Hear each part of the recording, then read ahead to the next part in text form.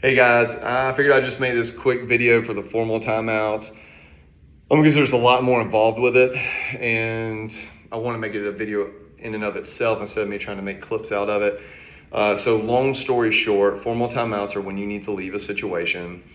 So basically the communication between you and your spouse or you and a coworker, you and your kid is escalating. And there just really needs to be some time for both parties to de-escalate, aka let the body realize, hey, no saber-tooth tiger here. We can handle this, we can manage this, and we can get through it.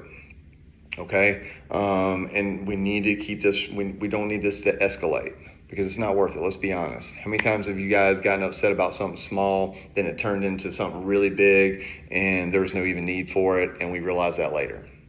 I mean, I've done it.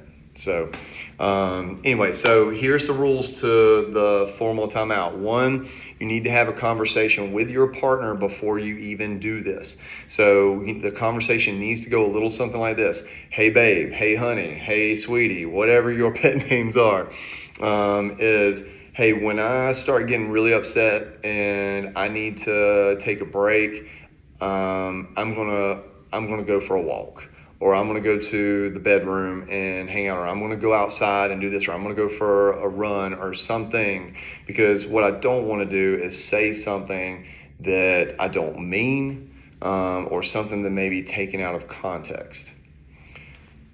That should be an easy agreement. 9 out of 10 times, that's going to be an easy agreement. Now, obviously, when it comes up, I hear you already. You're saying, "Well, Kevin, but when it comes up, he or she just da da da." Look, I get it. So here's where we go from here. We get the agreement first, and then we also add, when we take our time out, we need to take 20 or 30 minutes. And here's why. And you need to understand this. Here's why. We need to take 20 or 30 minutes because it takes the average person 20 or 30 minutes to decrease their emotions. So we're going to put a timer on. It's going to be 20 or 30 minutes. No matter what, it's 20 or 30 minutes, okay? Now, you might could check in with your spouse if you want to before then, but the rule at first needs to be 20 to 30 minutes, okay?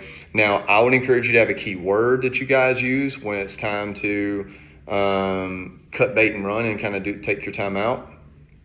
And that would be very helpful. Go ahead and set that up prior. Also, go ahead and talk about, or go ahead and mention that after that 20 or 30 minutes, you guys are going to resume the conversation. The timeout is not to avoid it, okay? It's not to avoid it. It is to work through it when both minds, and everybody's body is back in homeostasis, so to say, or at least as close as we can to it. So on the anger meter, for example, if I was getting to a 6, 7, 8, she was at a 6, 7, 8, then we all need to be down about to at least a 4, so that our minds are not so far in our emotional mind that we are more in our rational mind, or our wise mind, I should say, and we can talk more rationally about what's going on, and we can be more objective about those things and express what was really going on in our minds, and really develop a deeper connection between us. So that's why when we're doing a formal timeout, you need to have the discussion first. Now, that being said, sometimes if something happens and it hits an 8 really quick, you need to go and have that conversation that, hey, there may be a time, and I hope it doesn't happen, but if I leave, it's just because I got up to an 8 and I had to get out of there. And that also needs to be something that's respected. Now, obviously, you can't do that every time. This is not a get out of jail free card. This is a, hey, I'm still coming back, and it's still going to be the 20, 30 minute rule. It's just I left right then instead of being able to have the conversation with you, okay? And guys, I have done this before. It works wonderful. It's just a wonderful tool to use. Now, during your timeout, you do need to do some things. And I mentioned in another video, so I won't get into it on this one. But you need to be doing things that are going to help you de-escalate. And if you're going to be talking to someone, do not go talk to your friend who's going to hype you up. You need a friend that's going to give you good, solid, constructive criticism, okay? To help you be more objective going back to the situation. Don't get things that are going to fill your head up with more energy and more anger. So Again, that's a big thing. Again, the key during the timeout is de-escalation so that we can come back together.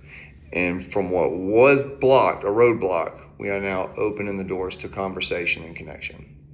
All right, guys, I hope that's helpful. Those are the rules to a formal timeout. Take care and speak with you next time. Bye.